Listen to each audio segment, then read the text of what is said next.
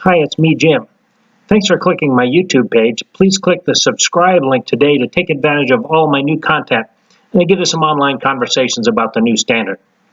I'm giving you my 7 rules of ISO auditing, and here's number 2.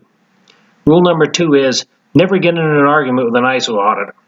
This seems like a no-brainer, but you'd be surprised how often this happens. I actually work as a contract quality manager in a little place, and I actually get audited. And even I have gotten into an argument with a quality auditor, and I immediately regretted it. Now, it's quite true that the area of biggest variability in the ISO system is the auditor. And it's also quite true that because of who they are, the auditors often want to put their own values into your quality system. But it's also quite true that the job of the auditor is not to do consulting. It's not to say how he used to do things or they should be done, but to do one thing, which is determine if your system meets the standard.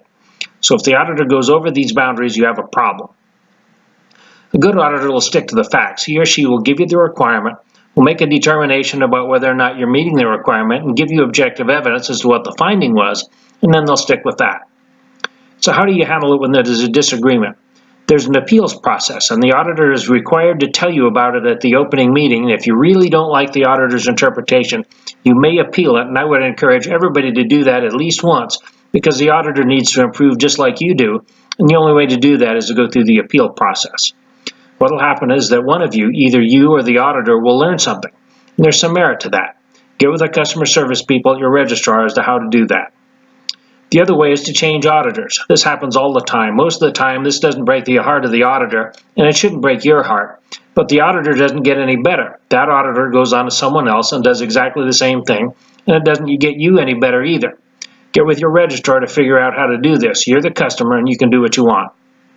The third option is to listen, make some kind of improvement in your system that meets your needs and also meets the auditor's expectations. Yes, I know it's a bit disingenuous to make a change in your system on the basis of what the auditor says rather than what's in the standard, but sometimes this is the easiest way, and it's easy enough to change back at some point when you get a different auditor because the ISO system is all about change. So here are your options. Rule number 2, don't ever get in an argument with a quality auditor. Do what you have to do. Click my website at iso-help.com for more resources, and thanks for watching.